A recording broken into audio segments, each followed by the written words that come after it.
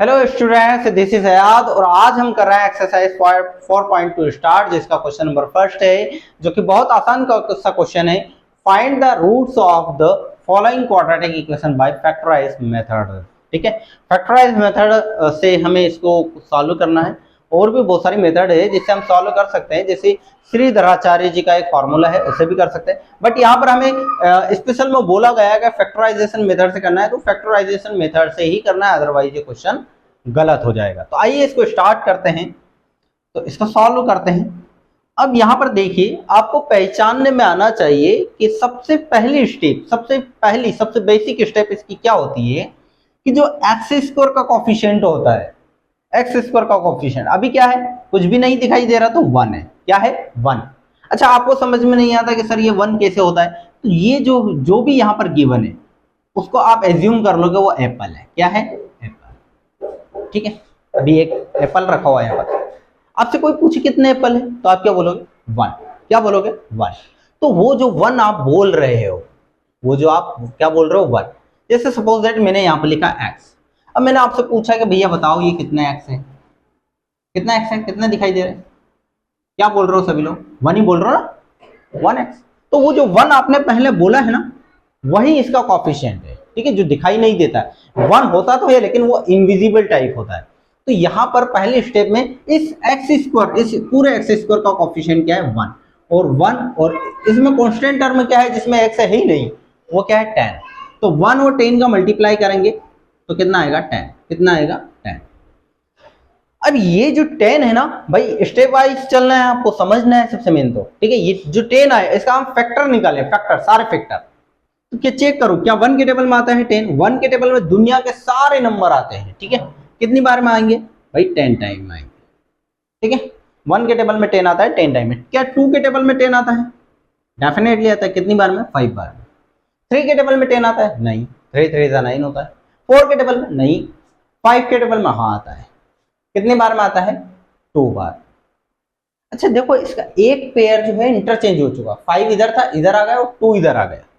तो जब ये एक बार इंटरचेंज हो जाए ना, तो आप इसके ऊपर वाले डिजिट भी इंटरचेंज कर दो। वैसे भी चेक कर लो, 5 के टेबल में 2 टाइम में आता है, 6 के टेबल में नहीं, 7 के टेबल में नहीं, 8 के टेबल में नहीं आता है 10, 9 के टेबल में 10 नहीं आता, 10 के टेबल में ही आता है, तो ये इसका फैक्टर हो जाएगा अगला। इतना समझ में आया? ठीक है, तो ये थे हमारी पहली स्टेप। जो एक्स स्क्वायर का कोफिशिएंट है, जो कांस्टेंट टर्म है, उन दोनों को मल्टीप्लाई किया, उनका फैक्टराइज किया, राइट। अब ये जो एक्स स्क्वायर है इसको हमको बिल्कुल नहीं छेड़ना। ये एक्स स्क्वायर को इसकी जगह पर लिखा, यहां पर है माइनस, तो माइनस को माइनस लिखा, उसको भी बिल्कुल भी नहीं छेड़ना है। ये जो 3 है, इस 3 की जगह भी आप बना लो ब्रैकेट। मैं बताऊंगा आपको ब्रैकेट क्यों बनाना है। 3 के जस्ट बाद है x, तो ये x को यहां लिख दो। फिर है माइनस, तो माइनस, 10 है तो 10 लिख दो, इक्वल टू है तो इक्वल टू, और 0 है तो 0। अच्छा, इस सेकंड स्टेप में हमने क्या चेंज किया? कुछ भी नहीं। जो भी करेंगे हम 3 की जगह पर, बाकी किसी भी चीज को कुछ भी नहीं करना है।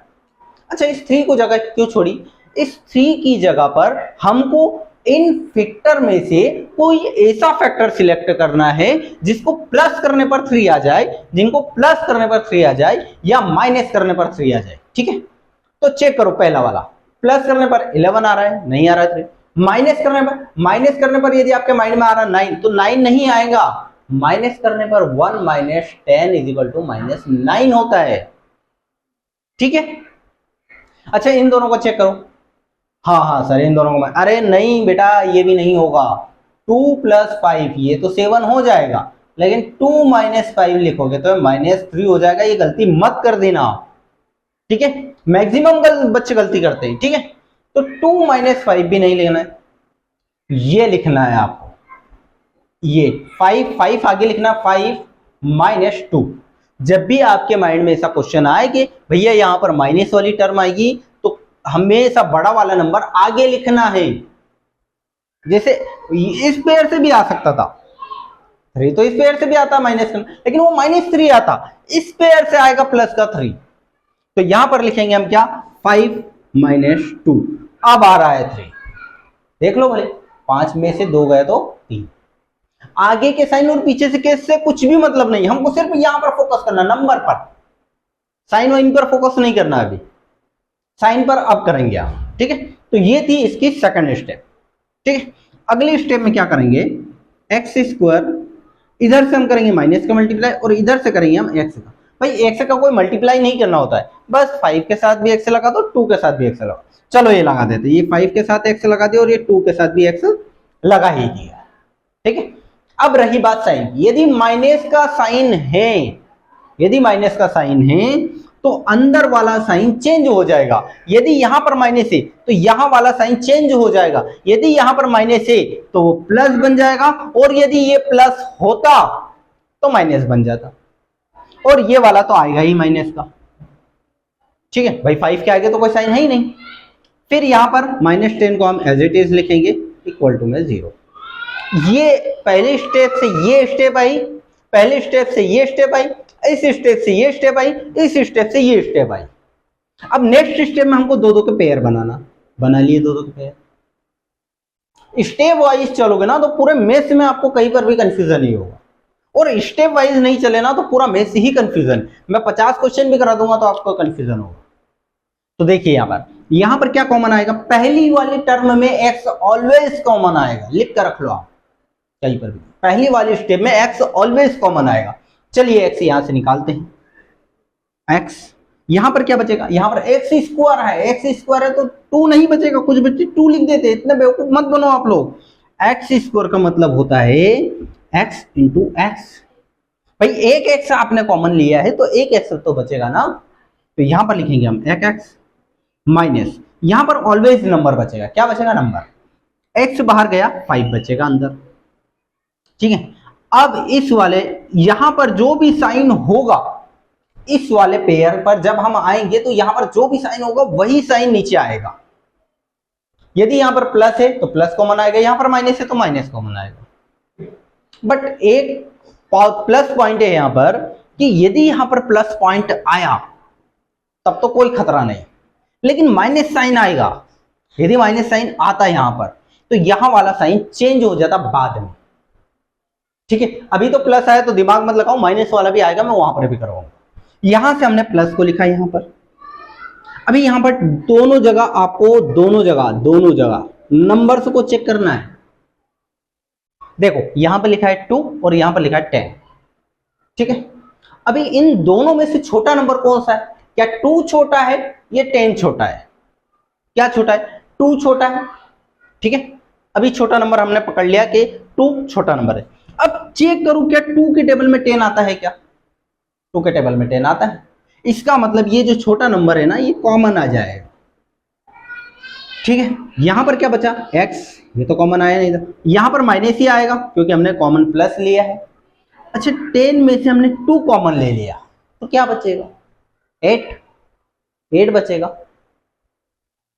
फिर क्या बचेगा 8 तो बचेगा नहीं, क्यों, अरे भाई 8 बिल्कुल भी नहीं बचेगा, क्योंकि इस 10 को यदि आपने 2 कॉमन लिया है तो 2 के टेबल में कितनी बार में आया था 5 बार में, तो 2 कॉमन ले लिया तो क्या बचेगा 5 इज इक्वल टू 0। और वैसे भी जो ब्रैकेट के अंदर यहां पर बचा है वही सेम टू सेम यहां पर बचेगा। अभी इन दोनों में से क्या कॉमन आएगा, इन दोनों में से x माइनस 5 कॉमन आएगा, यहां पर क्या बचेगा x प्लस, यहां पर क्या बचेगा x माइनस 5 तो कॉमन 2 बचेगा। क्या ये निकालना था, फाइंड द रूट्स। अभी भी इसको ये सॉल्व नहीं हुआ है, इज इक्वल टू 0, रूट से निकालना है, कर देंगे सॉल्व। यहां पर ये दो नंबर है, समझना जिंदगी भर काम आएगा। 2 नंबर है जिनका मल्टीप्लाई क्या आ रहा है 0, सपोज करना, इमेजिन करना, अभी छोड़ो ये क्वेश्चन, ठीक है। अरे भाई देखो ये बहुत इंपॉर्टेंट चीज है। आप सपोज करो यहां पर 2 नंबर है और दोनों का मल्टीप्लाई करते हैं तो क्या आता है 0, ठीक है।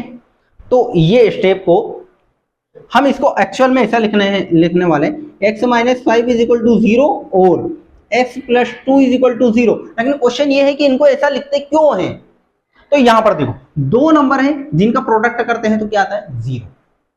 इसका मतलब क्या है, इसका मतलब ये है कि या तो पहली वाली टर्म होगी 0 तो उनका प्रोडक्ट 0 होगा। भाई हो सकता है यहां पर 0 हो और यहां पर 6 हो, भाई यहां पर 6 भी तो हो सकता है, यहाँ पर 0 हो सकता है, तो ये 0 और 6 का मल्टीप्लाई 0 होगा। भाई ऐसा भी तो हो सकता है कि नहीं नहीं, ये जो 0 लिखा है ये 6 है और ये 0 है, ये भी तो हो सकता है, तब भी तो क्या आएगा 0। भाई अभी तो पता नहीं ना हमको कि इनमें से दोनों में दो दो नंबर लिखे, भाई दोनों में से पता ही नहीं 0 कौन है, तो हो सकता है कि या तो ये 0 हो पहला वाला, या ये 0 हो, ये वाला 0 है, ये क्वेश्चन नंबर होगा, ये क्वेश्चन नंबर है, ये वाला 0 हो, या फिर ये भी तो हो सकता है कि ये भी 0 है और ये भी 0 है। भाई पता तो नहीं है ना, पता ही तो नहीं है कि इनमें से नंबर कौन सा 0 है, तो हम क्या मान लेते, हम मान लेते कि ये भी 0 और ये भी 0। क्वेश्चन का आंसर सॉल्व, ये भी 0 या तो ये 0 या फिर ये 0। यदि ये 0 है तो माइनस का 5 इक्वल टू के उधर जाएगा तो प्लस का 5, और यदि ये 0 है तो प्लस का 2 इक्वल टू के उधर जाएगा तो माइनस का 2। तो ये आपके दो रूट्स आ चुके हैं। आई होप आपको समझ में आया होगा, समझ में आया तो वीडियो को लाइक कीजिए और मिलते हैं क्वेश्चन नंबर 2 में।